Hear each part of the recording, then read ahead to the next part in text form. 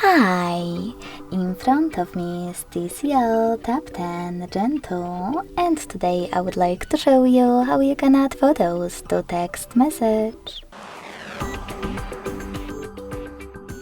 First of all, open Messages app and select or create a chat. Now click on this icon of a photo with a paper clip at the bottom right corner. And then select those three lines at the top left corner. Finally, select one of those sources by clicking on the best one for you. You can also tap on Images filter at the top to make it easier for you to look.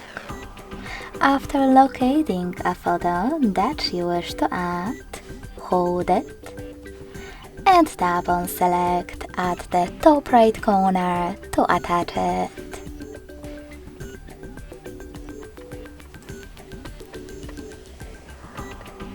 Oh, something went wrong, so we'll try again.